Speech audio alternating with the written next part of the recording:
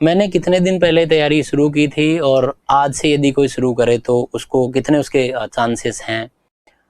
देखिए, मैंने तैयारी अगस्त 2015 में पहली बार शुरू की थी। उससे पहले मैं कोई तैयारी के फेज़ में नहीं था। मेरी तैयारी कोई ख़ास नहीं थी। 2010 का इंजीनियरिंग ग्रेजुएट हूँ। उसके बाद कुछ समय मैंने जो है सरकारी विभिन्न जो प्रतियोगी परीक्षाएँ हैं उनकी तैयारी की। जनवरी 13 में जब मैंने जॉइन किया जयपुर मेट्रो को, उसके बाद में मैं एज़ सच कोई कॉम्पिटिटिव एग्ज़ाम्स की तैयारी नहीं कर रहा था।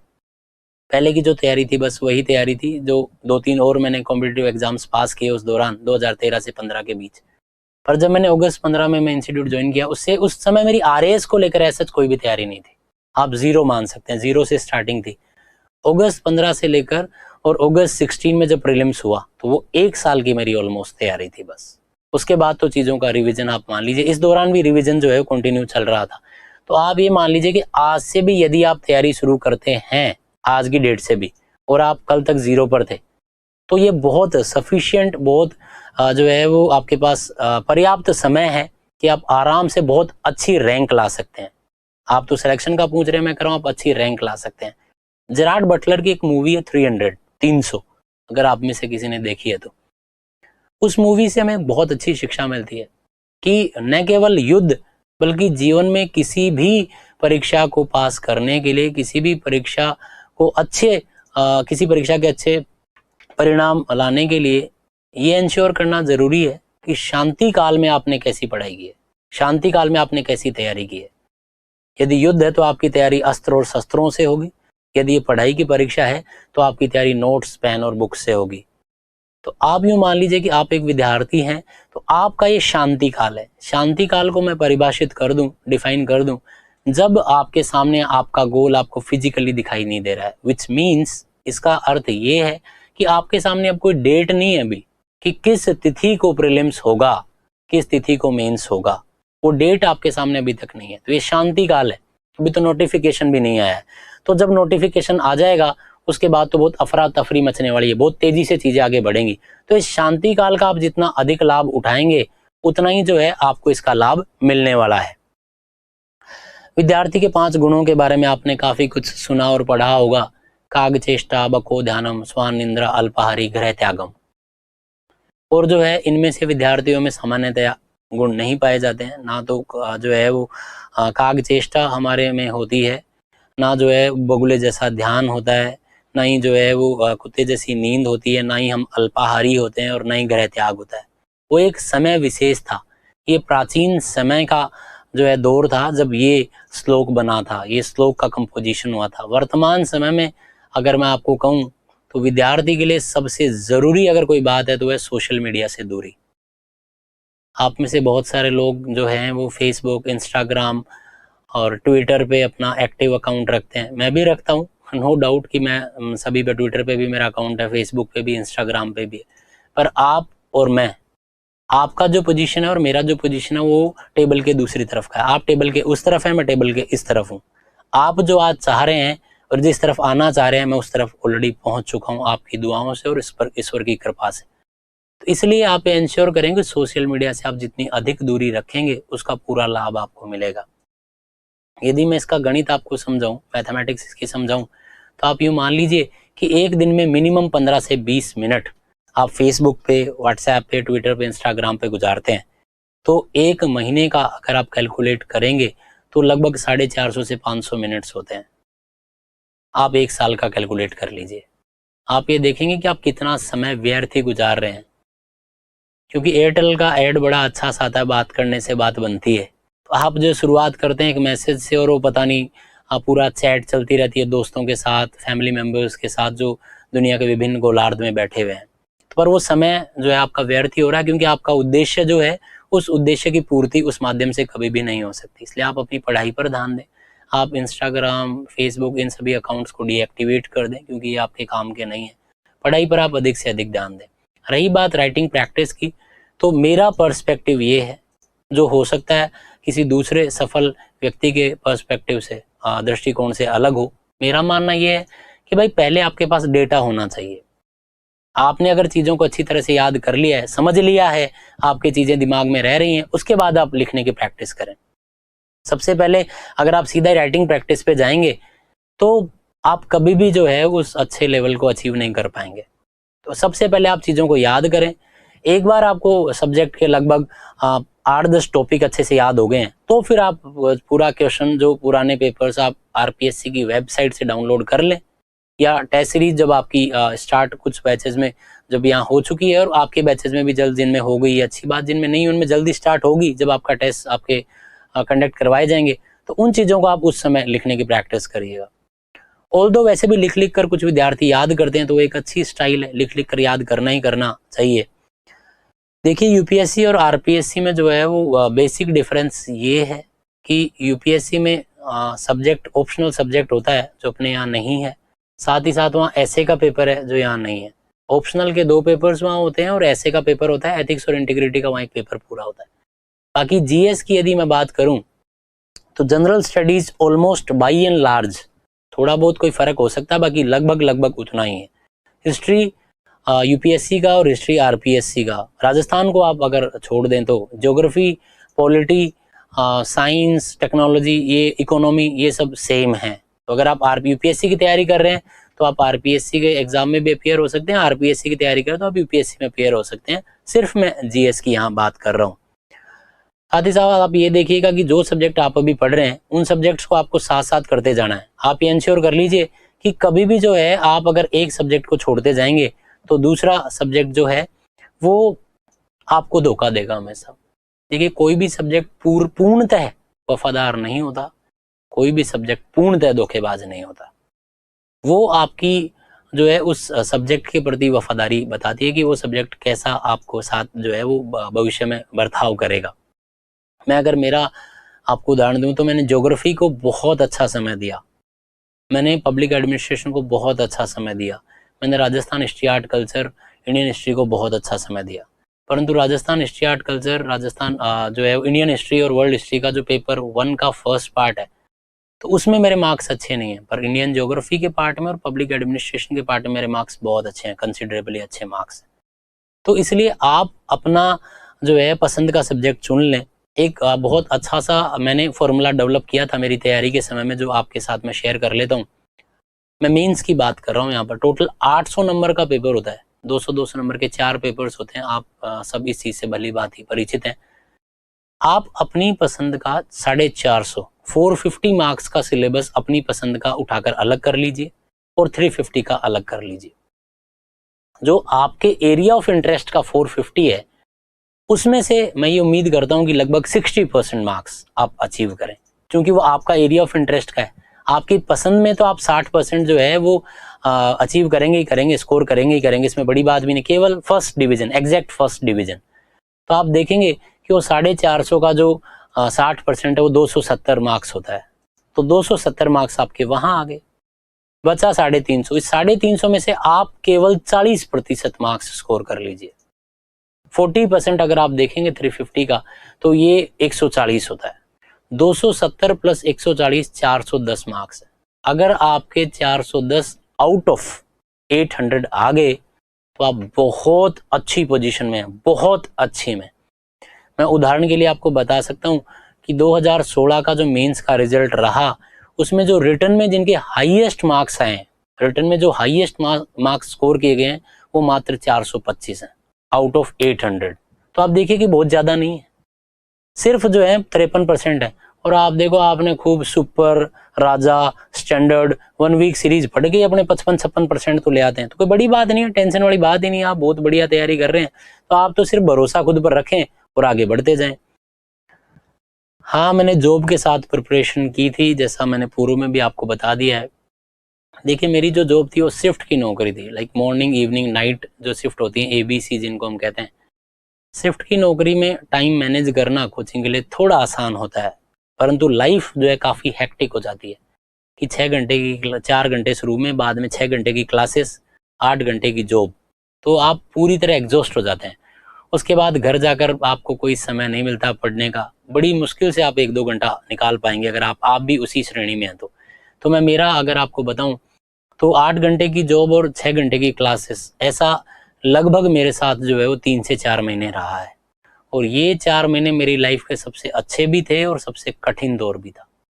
मतलब मैं जो है फिजिकली बहुत मेरी जो हेल्थ है वो काफ़ी डिग्रेड हो गई थी और जो है मतलब सिचुएशन बहुत टफ थी। ना खाने का टाइम सूट का जो है पूरा सही चल पाता था, पढ़ाई भी काफ़ी मुश्किल से मैं कर पाता था, नींद पूरी नहीं होती थी। परंतु जैसा मैंने बता दिया पहले, मेरे अंदर वो फ्लेम ज़िंदा थी, उज्ज्वला प्रज्वलित थी कि मुझे आरएएस बनना है। नकारात्मकता बहुत बार मेरे भी जो है दिमाग में आई होगी कि पता नहीं क्या होगा, क्या नहीं होगा। डर मुझे भी बहुत बार लगा होगा, पर मैंने कभी भी उस डर को अपने आप पर हावी नहीं होने दिया। मैं यदि आपको इन टोटल कि यदि मैं आपको बताऊं कि क्लासेस का और घर जाकर अपना रिवीजन का टोटल मैं आपको बताऊं तो मैक्सिमम पढ़ाई मेरी 10 घंटे की रही होगी, जिसमें मैं क्लासेस का टाइम जोड़ रहा हूं। कभी भी मैं 10 घंटे से ज़्यादा नहीं पढ़ाऊंगा। और अगर मैं क्लासेस हटा दूं, सिर्फ मैंने घर पे ही पढ़ाई की है, तो कभी भी मैं 7 से 8 घंटे से ऊपर नहीं जा पाया हूँ। जब क्लासेस नहीं होती थी जिस दिन और मैं सिर्फ घर पे बैठ के पढ़ता था, तो कभी भी मैं जो है वो 8 घंटे से ऊपर का टाइम मैंने मैक्सिमम बता रहा हूँ, ये तो आपको अधिकतम है। तो इसलिए बहुत ज़्यादा पढ़ने की आवश्यकता नहीं है, क्योंकि आप भी जानते हैं कि जब आप 6 घंटे 8 घंटे पढ़ लेते हैं तो फिर बहुत ही मुश्किल होता है उसके बाद में आपका दिमाग एक्टिवली काम करे, सभी डायरेक्शंस में एक्टिवली काम करे। मेरी जो 1 साल की प्रिपरेशन थी दैट वाज़ क्वाइट गुड, बहुत अच्छा सब कुछ था। शुरुआत में बहुत जो है वो धीमी गति से सब शुरू हुआ और धीरे-धीरे जो है वो एक पेस पकड़ लिया उस तैयारी ने। सिचुएशंस जो हैं वो खूब अनुकूल भी रही, कुछ समय प्रतिकूल भी रही, एडवर्स सिचुएशंस भी क्रिएट हुई, परंतु बस सब by God's grace everything was fine and smooth at the time. तो चीज़ें सब बस होती रही, सही-सही सब चलता रहा। पर अब जो है मैं आपको बता दूं कि जब प्रीलिम्स का जब टाइम आया था, प्रीलिम्स से लगभग 15 दिन पहले ही, तो मैंने अपना पढ़ाई जो है रिवीजन बहुत कम कर दिया था। मैं बहुत कम पढ़ता था, 4 से 5 घंटे, 5 घंटे से ज़्यादा मैं कभी नहीं पढ़ा प्रीलिम्स के टाइम पर, क्योंकि पहले मैं काफ़ी पढ़ चुका था और मुझे लगता था कि प्रीलिम्स अपना ईजिली स्कोर हो जाएगा। और मैंने 150 क्वेश्चंस इन टोटल आते हैं प्रीलिम्स में, अभी तक का जो पैटर्न है उसमें मैंने लगभग 105 से 110 के बीच में ही क्वेश्चंस कहीं अटेम्प्ट किए थे और उसमें से लगभग 95 के आसपास मेरे क्वेश्चंस जो है वो सही थे। तो लगभग आप देखेंगे कि मेरा जो रेशियो था वो बहुत सही था, मैंने बहुत ज़्यादा क्वेश्चंस अटेम्प्ट नहीं किए थे।